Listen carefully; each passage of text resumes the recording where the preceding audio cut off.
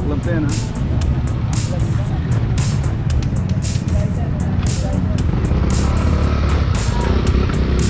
Sige, huwag po natin iwanan yung ating mga Alis na po ako sir eh.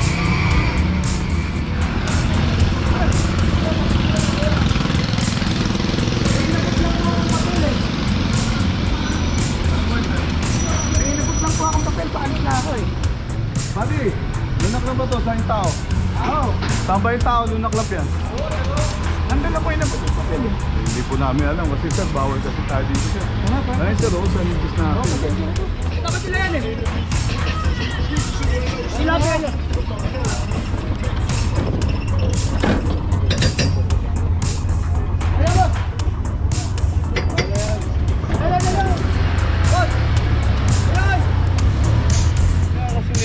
Ang kinagisnan nilang dati, pwede tayo magparada kung saan.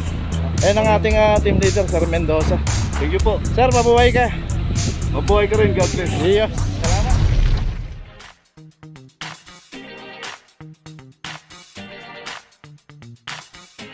Papa Joe TV.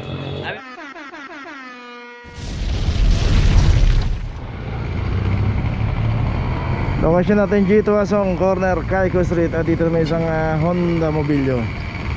Nandito nga, kita natin yung pedestrian na harangan na dito ng isang Honda Mobilio. From number 2324 para sa Honda Mobilio.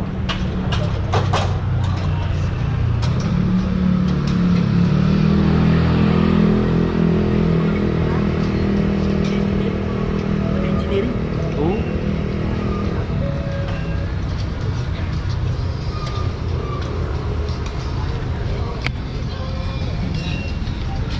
Okay, ito lalagyan na yung notice at puntahan natin dito, meron pang nakam.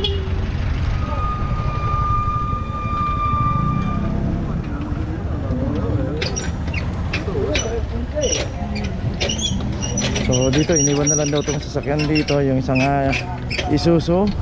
At ito wala rin yung driver ng naklam, 2439. Ayan ko yata yun.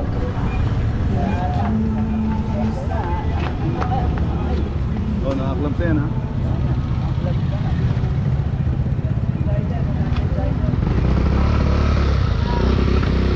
Sige, huwag po natin iwanan yung ating mga sasakyan kung saan hanggang maaari ilagay po natin ang sasakyan natin sa tamang paradahan, or huwag po tayo bababa ng sasakyan para pag nabutan po ng clamping, paalisin po kayo. Okay, tuloy na po tayo. Dalawa sasakyan ang naklam dito. Location natin Kaiko Corner, Pigibara. At dito may isang Honda City, clam number 2410. At yun may signage na clamping zone. Alis na po ako sir eh. Ayun, si kuya aalis na kasi nakaklamp na po yung sasakyan. Tinawag lang ni ate si kuya, kaya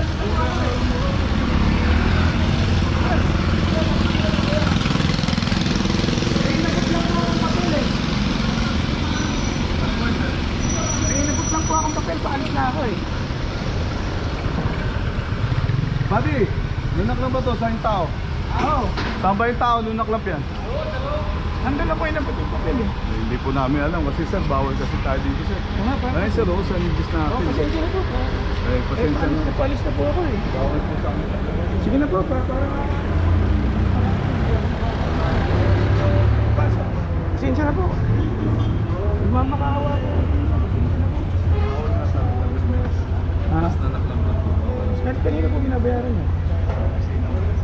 Saan po?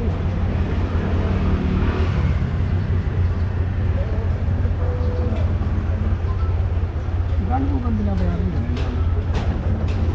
Baka po pwedeng kayo na po umalis. Ay, naku po.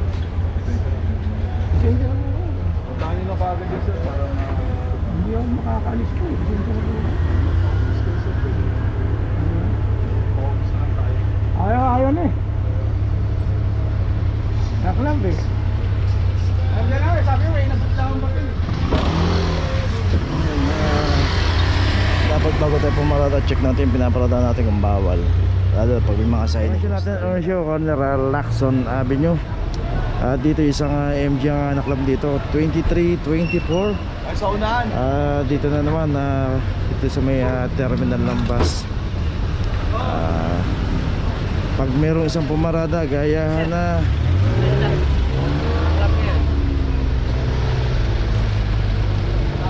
Ayun, tapos inabutan nga dito na clamp, alisin na. So dapat huwag na po tayo makipagsapalaran dito. Parada na lang po tayo, tamang paradahan.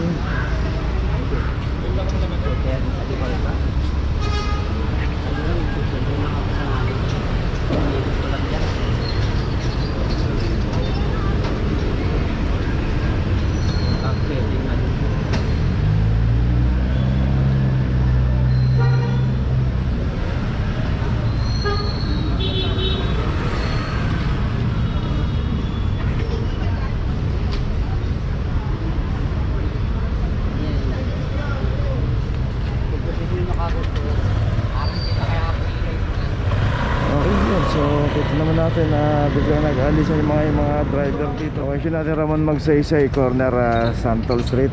Dito naman isang Toyota Yaris. Inabutan mo ng driver.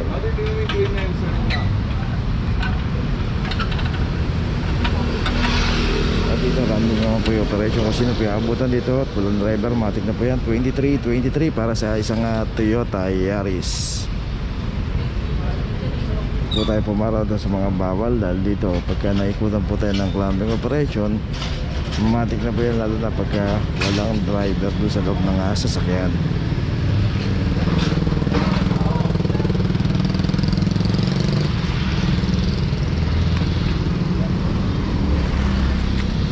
May notice na Yaris, tuloy na po tayo. Location natin Vicente Cruz, corner Loyola Street. Dito na may isang Toyota Fortuner. Ito ka natin pagkakaparada ng Fortuner dito. May tapat niya, may garahe. Kaso yun nga, hindi pa pinasok. Kung taga rito siya, dapat pinasok niya doon sa loob. Advantage po pag may mga garahe tayo, gamitin po natin. Pag hindi pa natin gagamitin ang sakyan, pasok muna natin. From number 2446 para sa Fortuner.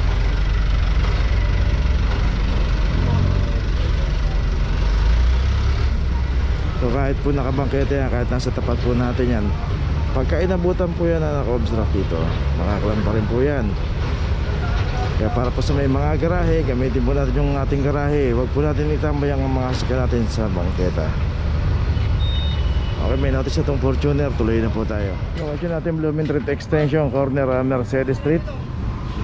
Dito isang Gelio Cabango. Sa number 2437 yung si Kuya, tinatawag yung may-ari ng sasakyan. Pero nakaklam na po yan, naklam po yan ng walang driver. Ayun, talagang tinatawag niya pa rin.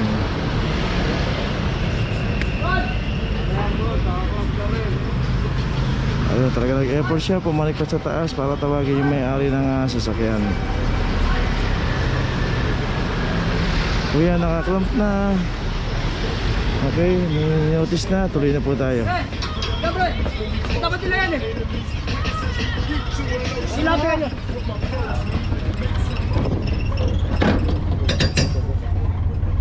Ayan, boss. Ayan. Boss. Ayan. Uy.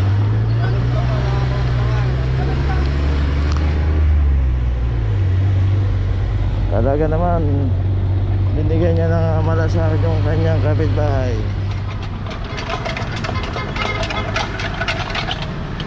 Location natin Florentino Street, corner ng Dos Castillas. Ayan, palabas na po ng Lacson Avenue yung pinakakanto na yun. Dito may isang Isuzu Max din na naklam dito at wala ring driver to. Dito sa kahabaan ng Florentino Street, kung paparada tayo, matatagalan tayo. Yan po yung Don Quixote Street, pay parking secondary road. Yan po tayo pumarada. Dos Castillas, pay parking secondary road. Pero pagka dito tayo nabot sa kahabaan ng Florentino Street, Mabuhay Lane, bawal po rito. 23, 26, ayun po yung signage, no parking clamping zone, Mabuhay Lane. At pag kami nakikita po tayo mga signages, iwasan po natin pumarada. Nagsisilbi po yung babala para malaman po natin kung bawal pumarada rito.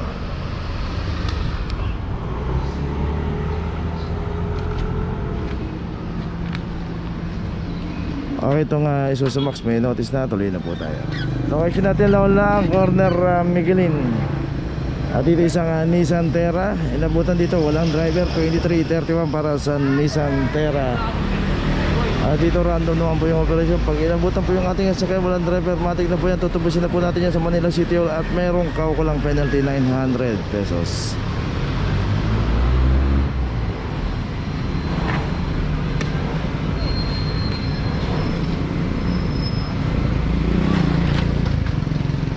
Ayun, at meron na rin notice. Okay, tuloy na po tayo. Location natin, Remeo, corner Roqueta.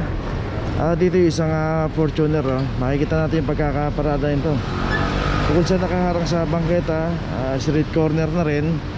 At dito sa kahaba ng Remeo, pay parking po ito. Makita natin both side may nakaparada. Huwag po tayong paparada ng ganito, iayos na lang po natin. At ito meron na rin cam number 2321. At pagka nakaayos naman po yan, hindi po kinakam ng clamping operation yan. Kaya po nakam to, kaya iwasan po nating pumarada ng ganito. Ayos lang po natin. At magbayad po tayo ng parking dahil pay parking to. Pag pa-issue po tayo ng ticket, ilagay po natin yung parking ticket dito sa harap ng windshield. Ipit natin sa wiper o kaya ilagay natin sa loob ng dashboard yung mababasa. Kita natin na naharangan na yung buong bangketa nito, kaya naklam na rin.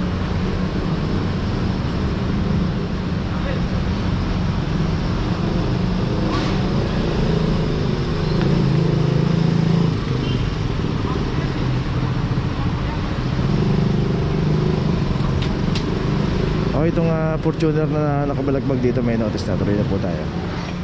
Location natin yung Pinabal Street, corner J. Berlin Street. At dito naman isang Mirage. Dito nga sa kahabaan ng Pinabal, makikita natin both side may nakaparada. Ayan, may mga nakaparada. Pay parking po itong kahabaan ng Pinabal palabas ng Espanya Boulevard at saka yung Dapitan Street. Pero yung pagkakaparada ng Mirage, hindi po nagbayad ng parking. Ngayon po yung parking attendant. At dito tinatawag po yan. So kung isang beses lang naman tayo dito kapagbayad, hindi po pinaklamp yan. Minsan maabot po sila ng 3 araw, 5 araw, 1 linggo. So pagka hindi po tayo nagbayad ng ganong kahaba, at itatawag po tayo sa parking, sa clamping operation niya. Kaya always magbayad po tayo ng parking pag pumaparada tayo sa parking, pay parking. Okay, may klamato 2410 para sa Mirage. Bago mag-market, may isa pa. Bago bago mag-9, 8.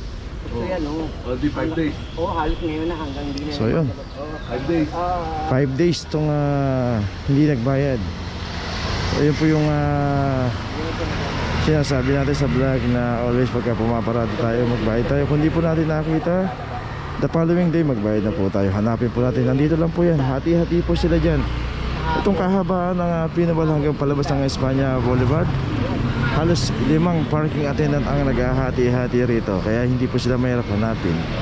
Naka-standby lang po sila dyan. Pag kailangan natin, pumarada tayo, i-assist pa nila tayo kung saan pwedeng pumarada.